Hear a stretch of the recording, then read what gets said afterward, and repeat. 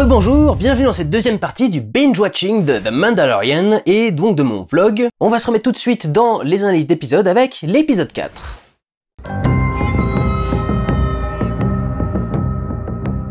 Épisode 4, Sanctuary, ou le sanctuaire donc, qui fait 41 minutes, générique inclus et tout le bordel, et résumé l'épisode précédent, mais quand même, on se rapproche un peu plus d'une durée classique pour un épisode. Malgré tout, l'épisode passe super vite, ce qui montre aussi qu'il est vraiment excellent, et honnêtement, je pense que c'est un de mes épisodes préférés de la saga entière, enfin de la série entière, pas de la saga Star Wars, de la série entière, avec sans doute l'épisode, je crois que c'est l'épisode 6 où ils sont dans une prison, je vais le voir tout dans peu de temps, mais c'est les épisodes que j'aime le plus, c'est les épisodes qui marchent plutôt bien, alors qu'ils sont du filler, mais ils sont du filler extrêmement bien fait.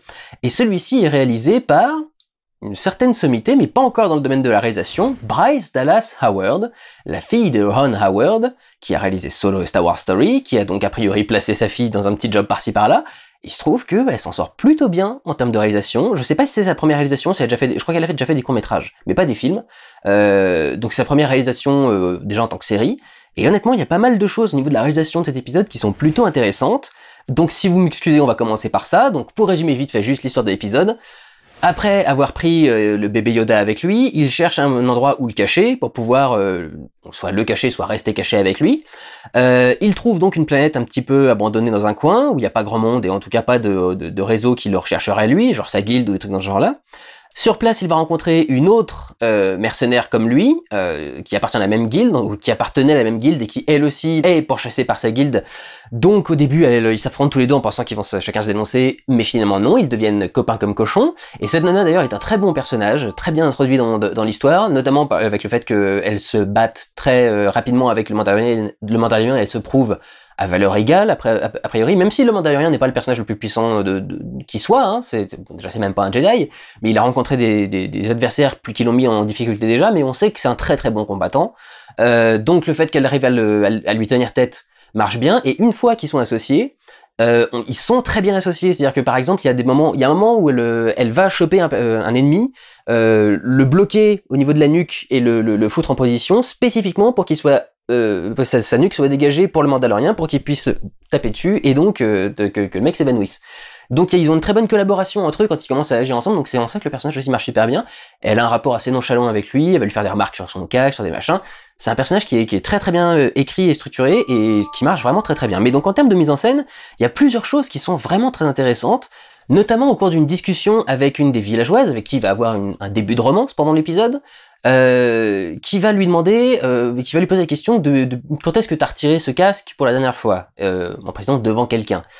Et au lieu de répondre simplement son âge, ce qui aurait été assez chiant au niveau de la discussion, Bryce Dallas Howard fait un plan spécifique qui cadre une fenêtre, qui elle-même donc surcadre des enfants à l'extérieur qui sont en train de jouer, et il s'approche, il rentre dans le cadre et il dit « J'étais pas plus âgé qu'eux ».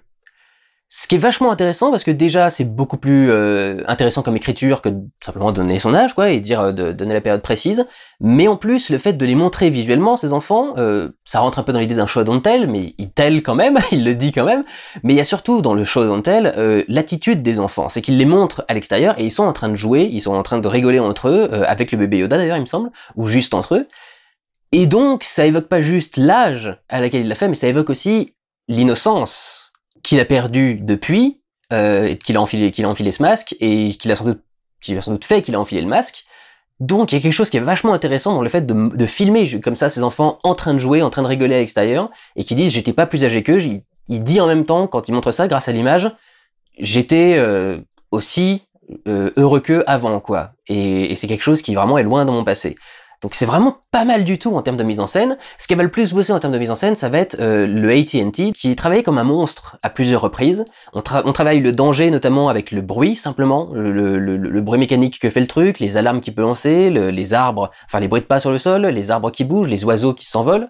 Et en bonne partie, quand on le filme comme ça, on évoque un monstre, on évoque particulièrement un dinosaure, par exemple. Ça évoque le T-Rex qui sort de la forêt en brinque-ballant les arbres. Si vous avez vu Le Monde Perdu, par exemple, le deuxième Jurassic Park. Et donc, c'est vraiment intéressant de voir comment est-ce qu'il travaillait ça. C'est marrant en plus, une allusion à Jurassic Park, alors que c'est Bryce Dallas Howard qui joue dans Jurassic World.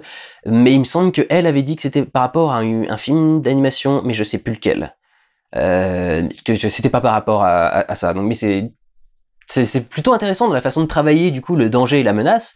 Et ce qui marche vraiment bien, c'est quand elle éclaire l'intérieur en rouge, alors que ça devrait être plutôt blanc en principe d'après ce qu'on a vu dans les Star Wars, ce qui fait que dans la nuit, ça fait vraiment les yeux rouges dans l'ombre, vraiment tapis dans l'ombre avec les branches d'arbres au-dessus et tout, ça fait vraiment le monstre quoi. Ça fait vraiment l'esprit démoniaque, la créature terrible que tu dois craindre. Et donc il y a un très bon build-up, une très bonne façon de le filmer pour en faire quelque chose de monstrueux et pour marquer que c'est un danger absolu. Donc ça marche vraiment très bien en termes de mise en scène. On peut noter ce travail insistant, cette tension créée autour des pieds, ce travail du suspense. Quand est-ce qu'il va enfin mettre le pied dans la piscine et du coup se casser la gueule? Oui, c'est une piscine qu'ils ont créée. Ce qui est plutôt bien créé avec ces plans, ce même plan qui revient régulièrement et à chaque fois qui filme la progression différente des pieds au sol, par rapport à la limite du truc. C'est intéressant, ça travaille une très bonne tension et t'as envie de voir ce truc marcher dedans, t'as envie de le voir s'arrêter, t'es pas content qu'il ait prévu un peu le coup et qu'il ait fait attention au truc. Donc voilà, encore une fois quelque chose de très bien fait en termes de mise en scène. Je dirais peut-être comme une micro-critique que cet épisode entier fait très Seigneur des Anneaux. Tout de même, les aliens contre lesquels ils se battent ressemblent énormément à des orques, aussi bien au niveau du design qu'au niveau de leur attirail, de comment est-ce qu'ils sont habillés, même leurs armes ressemblent aux épées des orques dans le Seigneur des Anneaux, et même la musique fait très Seigneur des Anneaux. Ça aide pas le truc à ne pas avoir l'air Seigneur des Anneaux pour le coup. C'est le petit défaut que j'aurais, c'est vraiment, tu sens qu'ils ont une petite inspiration là-dessus.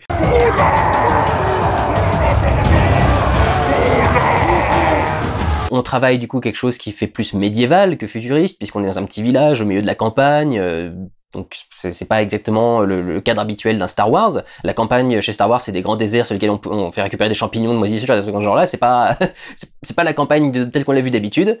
Ce qui donne à cet épisode du coup un petit côté un peu Star Trek presque. On arrive dans un village et on veille à ne pas de rompre l'ordre naturel des choses. On essaye de respecter la volonté des gens, de rester à leur endroit. On les forme à se défendre. Il y a un côté assez Star Trek du coup dans cet épisode-là qui, pour moi qui suis très habitué, on dirait l'épisode de Star Trek de la semaine quoi. On arrive sur une planète, ils ont un problème, il faut qu'on les aide à les résoudre grâce à notre technologie ou grâce à notre intellect et toujours en respectant la culture locale, etc., voire même en créant des liens assez forts avec la culture locale. Et il est à noter, je le rappelle encore une fois parce que c'est typiquement ce genre d'épisode qui fait que t'en as pas l'impression. Tout ça a été tourné en studio. Ce village entier, avec ses petites plantations, ses petits arbres, ses machins, a été construit dans un studio autour d'un écran LED. Ça a pas été tourné dans une vraie campagne, quoi. Ils ont pas été créer un petit village de la campagne, etc. Ils ont tout tourné en intérieur dans un studio. C'est quand même bluffant, là, pour le coup. Il y a beaucoup de plans assez larges sur le village, sur la petite clairière dans laquelle ils sont installés, avec, du coup, un plan sur un visuel qui est assez inhabituel. La forêt, évidemment, c'est habituel, les herbes, c'est habituel, mais cette façon de découper le village et avec les trucs d'irrigation et tout, les différents bassins dans lesquels ils font pousser leurs crevettes, c'est plutôt original visuellement et c'est vachement intéressant à voir. J'aimerais noter d'ailleurs, par rapport au message vegan qui va être filé dans ce truc, que donc ce village entier est fondé sur la culture des crevettes bleues, et que donc elle pêche régulièrement et puis elle doit les bouffer. Et il y a un truc notamment qui est intéressant visuellement, c'est d'avoir décidé que la seule couleur que portent les habitants du village, s'ils n'ont pas juste le tissu lui-même, quoi, la seule couleur qu'ils aient, c'est le bleu. Et c'est vachement intéressant puisque le bleu, c'est probablement le bleu de leurs crevettes, qui doivent donc réduire en poudre, parce que c'est comme ça qu'on fait la plupart des colorants, c'est avec des insectes, des arbres, des plantes, des trucs qu'on peut réduire en poudre, qui auront ce pigment, du coup, cette couleur. Le rouge, c'est fait avec du cochenille, par exemple, souvent. Et donc, tu supposes que c'est le bleu de leurs crevettes qu'ils utilisent comme teinture pour leurs vêtements, et ça crée du coup déjà une harmonie visuelle. On a du vert et du bleu, des couleurs très zen, le vert de la campagne, le bleu de leurs vêtements, et ça rend cet univers assez concret et vivant du coup. De même que les personnages à la fin qui sont tranquillement posés sur un porche en train de siroter leur quoi, comment ça s'appelle leur truc, du spotchka. Ça fait un peu vodka, mais le fait qu'ils soient tranquillement assis sur un porche en train de siroter l'hydromel local, en regardant les paysans en train de faire leur truc, etc., avec leur combinaison de mandaloriens et tout le bordel, les technologies qu'on les avait utilisées, etc. Tout ça du coup crée quelque chose de quotidien dans cet univers. Tu sens que c'est un univers vivant, tu sens que c'est un univers dans lequel tu pourrais vivre. Justement, il parle de vivre, il parle, tu veux pas t'installer dans le village, tu veux pas rester ici, etc. Ça rend cet univers très concret et très vivant. au final, de travailler les choses comme ça, et c'est vachement intéressant de le filmer de cette façon-là et de le montrer de cette façon-là. Et d'ailleurs, pour finir du coup avec l'anecdote du village et tout le bordel, on a et l'anecdote du véganisme. À la fin, le bébé Yoda essaye d'avaler donc une grenouille bleue également. Apparemment, tous les animaux de la faune locale sont bleus. Comme elle est vivante et qu'il essaye de les avaler devant les enfants, tous les enfants sont là en train de regarder le truc et font bah, etc. Et donc le bébé Yoda recrache la grenouille. Mais c'est pas par véganisme, c'est simplement parce que bah, c'est des enfants qui sont en face et ça les dégoûte de le voir bouffer un animal vivant, quoi. En principe, nous on les tue et on les cuisine avant. On n'aime pas qu'ils se débattent généralement dans l'assiette. Ce qui fait que c'est clairement pas un message vegan, c'est que juste après, t'as tous les gamins qui sont en train de s'amuser à lui balancer des crevettes à la gueule, les crevettes que tu vois en train d'agoniser sur le sable et tout, et ils sont juste simplement en train de jouer avec les crevettes, quoi, et d'essayer de les lui faire bouffer. Donc tu vois quand même qu'il y a un message par rapport à la bouffe et au traitement des animaux en général dans cette série qui est pas du tout celui qui était transmis par The Last Jedi et ces putains de porgs. D'ailleurs, de même, on tue beaucoup plus facilement face caméra des personnages qui n'ont pas de casque, genre des Stormtroopers, etc. Donc c'est malgré tout un peu plus de violence et un peu plus concret que ce qu'il y a dans les films Star Wars jusque-là qui essayent de rester très gentils. Je vous dis, on n'a pas eu de main coupée dans cette trilogie-là. Hein. En principe, c'est un des trucs de la trilogie. Et comme monsieur veut faire la suite de la trilogie Skywalker, la fin de la saga Skywalker, en principe, t'es censé récupérer tous les gimmicks qui ont été faits avant. Donc la main coupée, ça aurait dû être là, s'ils avaient bien fait leur boulot. Pour continuer, du coup, et finir sur le bébé Yoda, on essaye encore une fois de le présenter un peu comme un chat, on répète à nouveau le sketch dans le cockpit avec le bébé Yoda qui fout la merde et lui qui essaye de le retenir. Mais on va un peu plus loin quand même, on travaille ça avec un petit jeu visuel qui est assez rigolo, c'est quand il lui dit de rester dans le fauteuil, tu bouges pas, il lui dit pendant 2 minutes tu bouges pas, tu restes là, il se fout dans la porte du sas, il l'ouvre et là t'as un plan extérieur, tu vois la porte qui s'ouvre donc il se baisse progressivement. Et comme il est tout petit, jusqu'au dernier moment, tu vois pas, mais d'un seul coup, t'as le bébé Yoda qui se réveille, qui est debout juste à côté de lui, alors qu'il est censé rester dans le cockpit au fond. La blague marche super bien, en fait. Du coup, visuellement, ça, c'est un sketch qui marche super bien de montrer le bébé Yoda qui attend comme ça tranquillement derrière la porte. C'est dans cet épisode-là que, donc, il y a le Mandalorien et la nana qui sont en train de se battre. Comment s'appelle la nana? Cara Dune, a priori. Donc, il y a le Mandalorien et Cara qui sont en train de se battre. Et d'un seul coup, ils sont arrêtés par le bruit, le slurp du bébé Yoda qui est en train de les regarder en train de siroter sa soupe tranquillement. Et du coup, je comprends pas. Il est autonome, il peut bouger comme il veut, donc c'est un bébé ou pas? Ou c'est quelque chose qui est beaucoup plus conscient qu'un bébé, qui est autre chose qu'un poupon qui reste au fond de son truc. J'arrive pas à comprendre comment ce truc fonctionne, j'arrive pas à comprendre comment fonctionne son âge, ça m'énerve, ça n'a pas de sens. Un petit truc qui est intéressant à noter, du coup, c'est comme on le voit debout, les animateurs, quand ils ont eu à faire le bébé Yoda en 3D, parce que quand ils bougent, ils peuvent pas en faire une animatronique, on verrait les câbles au sol ou un truc dans ce genre-là, à la limite on pourrait les effacer, mais bon, c'est plus compliqué de faire marcher une animatronique. Et c'est un des trucs les plus compliqués parce que soit leur poids est vraiment réparti sur leurs pieds, soit ils doivent avoir un piston derrière pour les tenir debout en position, et c'est pas pratique. Donc généralement, quand le bébé Yoda bouge, il est animé en 3D, et les animateurs 3D ont évité cet écueil habituel qui fait que tu as toujours des soucis quand tu mélanges animatronique et image de synthèse. Ils ont animé façon animatronique. Ils ont fait des mouvements au bébé Yoda beaucoup plus rigides, beaucoup plus... comment dire, mécanique. C'est la seule façon que je peux avoir de dire le truc. C'est vraiment... mon mouvement de tête est bien programmé, je dois bien fermer les yeux ici et machin, et tu sens que le mouvement est pas exactement bon par rapport, qu'il y a un petit décalage, tu sens que le truc est un peu trop parfait, un peu trop machin, mais pas aussi parfait justement que l'animation traditionnelle, donc ça dodeline un petit peu. Ils ont animé ça de façon vraiment très intéressante pour donner cette impression que c'est toujours le même truc, quoi, que tu vois toujours le même bébé Yoda, et c'est pour ça qu'on a l'impression que le truc existe vraiment et que ça marche bien au niveau effets spéciaux. Il y a un truc très Disney du coup qui est montré avec la mise en scène de ce film, avec la mise en scène de cette série, cet épisode, c'est que quand ils arrivent, les enfants sont complètement gaga devant le bébé Yoda, et tu vois que c'est un peu ce qu'ils voulaient créer. Ce qui est ouf, c'est que ça a déteint même sur les adultes, mais il y a tellement d'adultes qui sont dans le syndrome de Peter Pan, de toute façon que ça devient quelque part logique, mais avec cet attachement à Disney, et cette travail de la nostalgie et tout le bordel. Mais du coup voilà, c'est vrai que ça trahit un petit peu les intentions de Disney quand tu vois comment est-ce que le bébé Yoda est apprécié par les personnages qui sont à l'intérieur de l'univers. On te rappelle constamment que tu es dans cet univers et que c'est un univers assez particulier, un univers de science-fiction. Par exemple, il y a un moment où il est en train de discuter parce qu'ils sont en train donc, de former les paysans à se défendre. Et on commence pas le plan simplement sur lui en train de parler avec, je sais pas, un plan caméra épaule qui sera en train de tourner autour de lui avec les différentes personnes qui sont réunies en groupe. On a un plan très large qui commence en filmant la double lune de cette planète. Et c'est idiot à dire, mais un truc aussi bête que ça, rajouter des lunes en plus, rajouter des anneaux au-dessus des planètes, des trucs de ce genre-là, ils ont eu du mal à le faire dans les films, bordel. Et une série arrive à le faire, c'est même pas compliqué en plus, rajouter une lune quand même dans un ciel, c'est juste un calque à rajouter d'une lune quelconque, la nôtre ou une autre. Donc c'est juste une boule à faire, quoi, et c'est... Pourquoi est-ce que sur Jakku, par exemple, t'as pas 3-4 lunes quelque part dans le ciel quand les trucs avancent, quoi? Au moins, ça ferait un truc un peu plus original et qui changerait de Tatooine, qui avait plusieurs soleils, là, il y aurait plusieurs lunes, ça pourrait faire un truc un peu spécial, quoi. La série le fait, les films ont toujours pas eu l'idée de le faire. Bon, avec Rise of Skywalker, ils sont un peu rattrapés là-dessus, sur les univers, mais quand même. Deux derniers petits points que je voudrais noter, c'est vraiment un épisode qui est mieux écrit, mieux mis en scène que le reste, et je sais pas si Bryce Dallas Howard va avoir quelque chose avec ça, si elle a touché au scénario avant de le tourner, mais il y a des choses qui sont présentes ici, qui seront pas présentes un peu partout.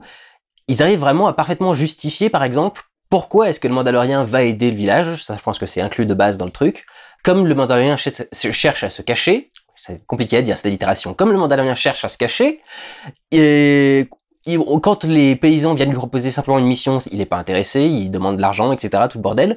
Quand ils lui disent d'un seul coup, bordel, on vit au milieu de nulle part, ça nous a pris 3 heures de venir ici, tu nous casses les couilles, d'un seul coup il entend, vivre au milieu de nulle part, je peux me cacher. Donc, chez vous. Si vous êtes un coin paumé, personne ne sait que vous êtes là, il y a peut-être moyen de se cacher chez vous. Et donc, je vais venir vous aider là, à ce moment-là. C'est vachement intéressant dans un jeu vidéo, ce serait une quête annexe, quoi, un truc dans ce genre-là. Et c'est vachement intéressant de la justifier scénaristiquement, d'avoir le truc, non, on pourrait se cacher ici, donc pourquoi pas essayer de les aider à se défendre, parce que peut-être qu'on serait bien tranquille après.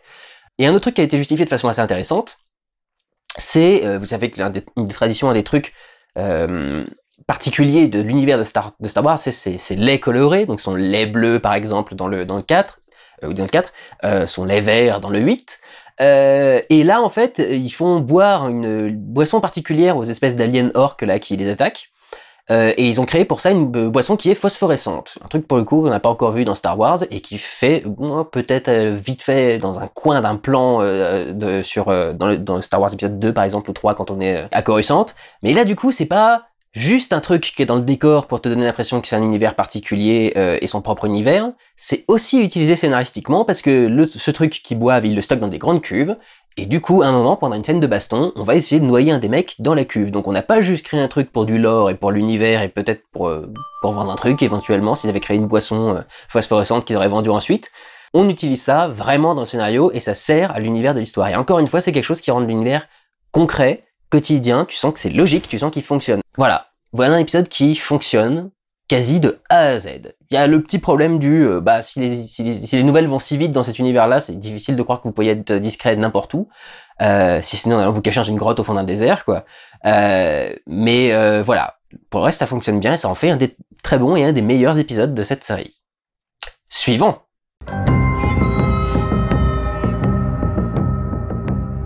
Épisode 5, The Gunslinger, ou le pistolero, on va dire, si on essaie de traduire ça en français, j'ai fait ça de tête, je sais pas si c'est la bonne traduction, mais enfin c'est ce qui me semble le plus approprié pour ce truc-là, truc de cow-boy quoi en gros. Un épisode réalisé par Dave Filoni, qui fait 35 minutes, et qui est probablement l'épisode que je déteste le plus de toute cette série. C'est l'épisode, déjà c'est un épisode de remplissage pur, il y a vraiment rien dans cette histoire qui ne sert pour la suite, à une exception près, elle est tout à la fin, c'est le plan final, et on y reviendra. Je vais le dire tout de suite, c'est le plan final où on introduit la jambe du grand méchant. Et dans le contexte dans lequel tu le mets, tu sais pas du tout qui c'est, tu sais pas du tout que c'est censé introduire le grand méchant, tu vois juste quelqu'un qui débarque. Voilà, c'est la seule utilité scénaristique qu'a ce truc, c'est l'épisode fanservice absolu. Tout l'épisode se déroule sur Tatooine, à Mos Espa. On a un passage dans une cantina, avec un sosie de Han Solo qui se comporte exactement comme lui et qui interpelle notre personnage principal dans le fauteuil dans lequel est assis Han Solo, quasi dans la position de Han Solo. Je suis pas sûr, mais il y a peut-être un moment où il a dû mettre les pieds sur une table quelque part ou un truc dans ce genre-là. Enfin, c'est dingue à quel point ce truc est entièrement axé là-dessus. Le fait aussi qu'ils aient des motos, et les motos sont... Il y a de fortes chances que ce soit exactement la même moto qu'Anakin dans l'épisode 2. Donc... Niveau fanservice, bordel, c'est un peu laborieux, quoi. Dans la grande tradition Star Wars, cet épisode démarre in medias res, avec le Mandalorien poursuivi dans l'espace par un mercenaire, ou un chasseur de primes, qui essaye donc de récupérer bébé Yoda, ce qui nous prouve encore une fois que le personnage ne peut pas rester caché dans un coin, qu'il est obligé de bouger, qu'il est obligé de continuer à avancer, pour justifier que chaque épisode se déroule dans un endroit différent et qu'il reste pas juste caché dans un coin avec le bébé, on peut le retrouver et on les pourchasse tout le temps. Et donc, pour réparer son vaisseau, qui ne peut quasi plus voler, il est obligé de se poser en urgence sur Tatooine, à Mos Espa, quasi à l'endroit où était garé le Faucon Millenium, presque. Non, la salle doit être plus petite quand même, elle pourrait pas contenir le Faucon Millenium. Donc, mais pas loin quand même, quoi. Dans lequel il va rencontrer une étrange sosie d'Ellen Ripley. Je sais pas exactement ce qu'elle vient foutre là, ça devient un personnage assez important dans l'épisode, elle revient régulièrement, elle a des scènes dédiées à elle, etc. Je crois qu'elle est jouée même par une actrice qui est assez connue, mais pour le coup elle m'évoque rien. On y voit que le Mandalorien est toujours anti-droïde, ce qui est toujours incompréhensible à mon sens, enfin surtout si c'est juste pour de la réparation et qu'il a même pas interagi avec eux, quoi. Pour moi, c'est pour ça, tout ça sonnait, je veux pas que des droïdes puissent enregistrer ce qu'il y a dans mon vaisseau, qu'on puisse avoir des informations sur moi grâce à leurs vidéos, etc. A priori, non, c'est pas ça son truc. A priori, c'est qu'il leur en veut d'avoir tué ses parents. Ça me paraît toujours aussi con, mais pas aussi con que de, encore une fois, laisser bébé Yoda tout seul, sans protection, sans défense, dans le vaisseau. Il y a vraiment un moment où je me demande si le personnage est pas débile, putain. Il sait que le bébé, c'est le bébé qui est tracé par les vaisseaux. Il le laisse tout seul dans un garage. Sans prévenir la meuf qu'il est là, elle le découvre après. Enfin, c'est aberrant, il est complètement débile, ce mec. C'est comme quoi il y a vraiment quand même les scénarios écrits par Disney, il y a toujours des soucis en termes de cohérence et de logique, etc. quoi. Enfin, c'est quand même assez ouf. Et donc, il essaye de trouver du boulot pour avoir de l'argent pour payer les réparations. Il va à la cantina, qui a été reprise par des droïdes, et donc il va rencontrer Toro, qui est donc un ersatz de Han Solo, qui se rêve en Han Solo, puisque donc c'est un noob qui veut essayer de rentrer dans la guilde, et pour ça, il va demander l'aide du Mandalorien pour aller chasser une nana extrêmement puissante et forte, je sais pas exactement qui c'est, elle est jouée par Ming-Na Wen, qui est une actrice qui fait beaucoup de doublage, et il me semble que ça évoque un petit peu l'assassine Zam dans l'épisode 2, parce que cet épisode n'est pas à une allusion nostalgique près. Donc voilà, il va essayer de l'aider à capturer cette nana, donc principalement l'épisode va se passer dans le désert, à aider un mec random à kidnapper une nana random, très puissante manifestement parce qu'elle arrive à viser de loin, c'est une très bonne sniper, mais random complètement, qui a aucun rapport avec l'histoire. Le seul rapport c'est payer les réparations qu'on a provoquées au tout début de l'épisode, et c'est bien une des premières fois d'ailleurs que le Mandalorien va se faire cartonner à ce point dans une baston, même dans l'espace, et qui plus est, cette histoire se finit en autre boudin pour absolument tout le monde. La seule chose qui a été ajoutée du coup à l'histoire, c'est donc ce plan final, où quelqu'un vient voir la meuf que le gars poursuivait pendant tout l'épisode. Rien n'est dit, et honnêtement, je vois pas le rapport entre la meuf et le mec pour plus tard dans la série. Je vois pas du tout que c'est foutu là, donc vraiment c'est un épisode qui ne sert à rien et qui est vide, à l'image du désert dans lequel il se déroule, il est vide, à part pour les quelques références que tu fous à Star Wars dans le truc. L'histoire ne sert absolument à rien. Dans les références, on peut d'ailleurs ajouter que les personnages disent « She's got the high grounds », ce que dit Obi-Wan quand il va vaincre Anakin. Donc voilà, encore une référence placée dans le truc, alors qu'il n'y a pas grand chose à foutre là-dedans. Un des seuls trucs positifs, ce que je vais dire, c'est qu'ils ont rajouté un peu de lore, ils n'ont pas fait que l'évoquer, donc le lore c'est la mythologie de Star Wars, tout ce qui a été créé dans cet univers. Ils ont ajouté que les hommes des sables sont muets et parlent avec la langue des signes parce que ils ont donc ce gros masque sur le truc et ils font plutôt des cris d'animaux. Il est fort probable qu'ils aient du mal qu'ils aient pas de trucs pour parler, et donc je trouve que c'est vachement intéressant d'ajouter cette idée-là que ils peuvent rien faire d'autre que faire leur cri, leur et leur machin, parce que ils ont pas la possibilité de parler en fait du tout. Donc ils leur parlent en langue des signes, c'est peut-être même la vraie langue des signes, ce qui est plutôt cool. Donc voilà. Petit truc que je vais rajouter de plutôt sympa par rapport au travail de la nostalgie là-dedans, parce que au moins c'est un petit peu neuf. Et ce qui est intéressant aussi, c'est le plan sur les pics sur lesquels on a embroché des casques de Stormtrooper pour en vengeance quoi de l'oppression que la ville a vécue depuis des années. C'est intéressant de montrer les traces du passage du fait que l'Empire ne soit plus. Donc c'est plutôt bien fait à ce niveau-là. C'est les deux petits points que je lui trouverais d'assez intéressant. L'autre chose, c'est que du coup, on a de nombreux plans aériens ou plan large en général, sur le désert, sur les motos qui sont en train d'être conduites. On a des plans derrière la moto qui nous donnent une bonne sensation de vitesse. Je sais pas si ça a été fait entièrement numérique ou ça a été tourné devant leur écran. Ce serait possible d'ailleurs parce que c'est juste des dunes des sables, donc ça doit pas être très compliqué à simuler en temps réel. Et je noterai en point positif le fait qu'une bonne partie de l'épisode se déroule pendant la nuit et donc que beaucoup de scènes, y compris une scène de baston, se déroule en pénombre, et malgré tout la lumière est suffisamment bien travaillée pour que tout soit bien visible et que on soit pas perdu pendant la scène, donc pour le coup c'est plutôt bien réussi. Et j'ai bien aimé le fait que les fusées éclairantes soit un setup, qui est un payoff plus tard des fusées éclairantes et que ça serve dans une autre situation. Ça, pour le coup, je crois que c'était plutôt bien fait, et quand il y a des trucs qui sont bien écrits, il faudra le reconnaître parce qu'ils sont pas nombreux. Dans beaucoup d'épisodes et dans beaucoup de choses de Disney, mais évidemment, de temps en temps, ça passe. Et dans les grandes lignes, ça passe. Je vais noter 2 derniers éléments intéressants avec cet épisode. Le premier, c'est par rapport donc à cette dénonciation filée du véganisme qui a été promue par d'autres films. À un moment, littéralement, la garagiste donc qui s'occupe de bébé Yoda et qui l'a trouvé va voir un de ses droïdes et lui dit va lui trouver quelque chose à manger. Le droïde lui fait je lui amène quoi? Et elle lui dit littéralement je sais pas, quelque chose avec des os. Donc voilà, vraiment, enfin, les gens pensaient que j'étais fou avec le message vegan du film, mais quand on voit à quel point ils insistent sur la chaîne alimentaire et sur la bouffe et sur le fait d'être carnivore et que les espèces se bouffent entre elles, etc., enfin, c'est clair qu'il y a un commentaire sur le véganisme et une répudiation du véganisme qui a été vendu dans The Last Jedi avec la scène avec Chewbacca et les porgs. Il y a vraiment un truc qui est traité par rapport à la bouffe, et là, clairement, les gars qui ont fait The Mandalorian, ils ont pas apprécié le commentaire végétarien ou vegan même de l'épisode 8. Et le dernier truc que je noterais, ça n'a pas de rapport avec l'épisode, c'est pour ça que je le mets un peu à part. Au tout début de l'épisode, on a donc un résumé de l'épisode précédent. Et dans l'épisode précédent, à la fin de l'épisode, le Mandalorien avait un détecteur qui avait servi à l'autre chasseur de primes à détecter Yoda.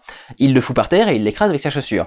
Le Mandalorien qui regarde par là et le truc qui tombe dans l'autre direction que son regard, un brisage de la règle des 180 degrés.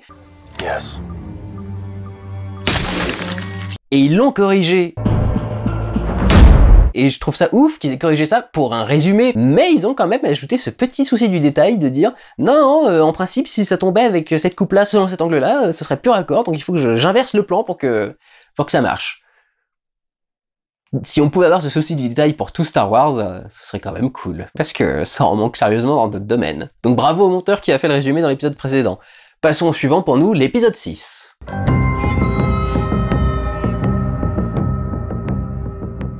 Et bah ça commence à faire longtemps que je suis en train de regarder cette série parce que je viens d'enregistrer 18 minutes 19 de retour sur cet épisode et je l'avais oublié de prendre le son. Donc il faut que j'y retourne, je vais essayer de le faire quand même assez rapidement. Cet épisode 6 donc s'appelle Le Prisonnier, il dure 43 minutes, ce qui est une durée plutôt correcte, pour une fois, pour un de ces épisodes, et il est réalisé par Rick Famuyiwa, qui a aussi réalisé l'épisode 2, et ce qui est rigolo, c'est que l'épisode 6 c'est un de mes préférés, alors que l'épisode 2 c'est celui que je déteste le plus de la série, comme quoi on est vraiment capable du meilleur comme du pire chez Disney. Il nous propose donc de suivre dans cet épisode le Mandalorien qui retourne voir d'anciens collègues de travail, d'anciens mercenaires avec qui il a travaillé et avec qui il a fait ses armes, qui vont avoir recours à ses services pour libérer un des leurs qui est dans une prison. C'est intéressant parce que du coup ça développe un petit peu le passé du Mandalorien, même si c'est un épisode de remplissage et de filler, on comprend du coup un petit peu sur sa vie, et c'est même l'épisode où on en apprend le plus puisque la Twi'lek sortait avec lui. Le groupe est caractérisé par un certain surjeu. Ils sont pas le plus naturel du monde, ils exagèrent un petit peu leur rôle de méchant, ce qui les rend un petit peu caricaturaux, mais je trouve que ça marche quand même plutôt pas mal, notamment dans un univers comme Star Wars. Je trouve que ça reste quand même assez prenant et assez drôle, et que ça marche plutôt bien. Et donc, tout l'épisode va se centrer sur une prison de la Nouvelle République, et l'assaut de cette prison par le Mandalorien et tout le groupe. Et il se trouve que ça va donner lieu à des scènes qui sont plutôt intéressantes, qui sont plutôt bien faites, ça en fait un très bon épisode de divertissement en fait, un bon épisode de prise d'invasion de prison, de libération de prisonniers. Ils arrivent à le faire de façon assez intéressante et à renouveler un petit peu le truc et à surprendre en fait à beaucoup de scènes, en utilisant certaines propriétés de la prison, qui de base a pas un look absolument mirobolant, hein, c'est quand même juste des grands couloirs. Le truc c'est que quand c'est une série, du coup c'est des décors qui sont très modulables, on peut faire des couloirs de plus ou moins grande longueur selon ce qu'on peut, si on veut on peut faire dans certains plans plusieurs couloirs en même temps avec juste quelques petits morceaux de couloirs réassemblés, ce qui est plutôt pas mal, c'est de faire des plans intéressants, certains plans séquences qui tournent autour des personnages alors qu'ils sont dans un couloir, avoir toutes les portes qui se ferment autour d'eux avec la lumière qui s'éteint, qui se rallume ensuite en rouge. Tout ça filmé en plan séquence en caméra épaule qui se rapproche, qui tourne autour d'eux, qui fait sentir du coup leur tourment et comme ils sont dépassés par les événements. Et la prison a plusieurs trucs intéressants qui sont utilisés pour faire de ce scénario qui est quand même assez classique, se faire sortir quelqu'un de prison, quelque chose d'un peu surprenant. On a les droïdes qui gardent la prison, qui sont utilisés de façon très intéressante, qui donnent des super bons combats, qui sont bien péchus, qui sont vachement intéressants, très variés au niveau des armes et des façons de se débarrasser des droïdes, et du coup ça reste vachement divertissant de A à Z. Il y a une autre scène avec l'espèce de diable. Vous savez, il y a une espèce de race de diable qu'on voyait dans l'épisode 4, par exemple, dans la cantina à Canto Bight, qui affronte deux gros de droïdes de défense d'une façon assez inattendue et très rigolote et qui est très impressionnante. Ce qui est drôle, c'est qu'ils ont fait un petit truc comme quoi cette race, en fait, qui ressemble à des diables, résiste au feu. C'est assez rigolo, c'est une petite blague. Ils ont pas que le look, ils ont aussi les caractéristiques. Tout un tas de propriétés de la prison qui sont intéressantes. La détection de mouvements, donc les personnages peuvent se repérer les uns les autres. On a les murs qui réfléchissent les tirs, donc du coup on peut pas vraiment détruire l'environnement et on ne peut pas trop détruire les murs, et ça peut donner du coup des enchaînements assez intéressants quand tu fais ricocher les balles, les utiliser d'une certaine façon. Et on a l'utilisation dans une des scènes par exemple des conduits de ventilation. Déjà on a un subjectif depuis ce conduit de ventilation, ce qui est intéressant parce que du coup tu te sens vraiment dans le décor, t'es vraiment en subjectif, donc t'as le point de vue de quelqu'un dans ce décor et ça t'aide à te projeter dans cet environnement, ça le rend aussi encore un peu réaliste. Mais ils utilisent aussi le conduit de ventilation après dans la baston, et également une porte. Et ce qui est vraiment intéressant, c'est que vraiment à chaque fois avec ces deux éléments, tu crois savoir ce qui va se passer. Et en fait, ils trouvent un truc pour retourner la situation, et ils trouvent un autre truc pour retourner la situation, etc., etc., de façon beaucoup plus intelligente et professionnelle que dans The Last Jedi. Donc, c'est un épisode qui est riche en divertissement, riche en rebondissements aussi au niveau du scénario. Il y a beaucoup de trahison, beaucoup de retournements de veste, dans tous les sens et dans tous les groupes.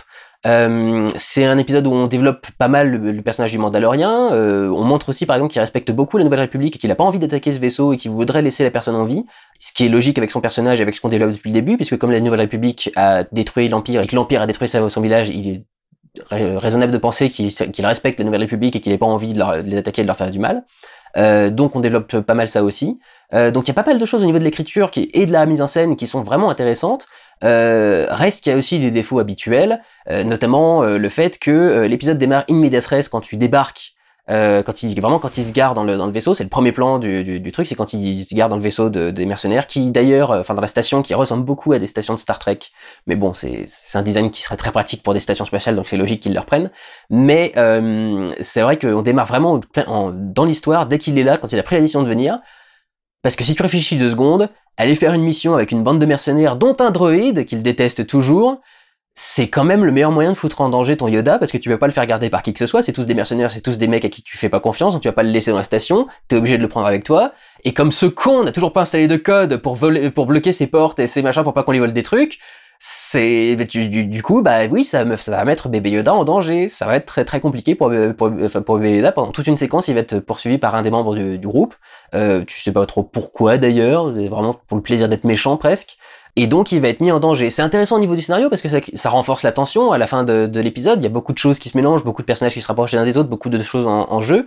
Et on a un montage parallèle qui revient régulièrement sur bébé Yoda qui essaye de se défendre et d'échapper à ce personnage-là. Ça maintient la tension du coup pendant tout le truc, même si on reste pas toujours sur la même histoire, ce qui donc varie les plaisirs et divertit le spectateur.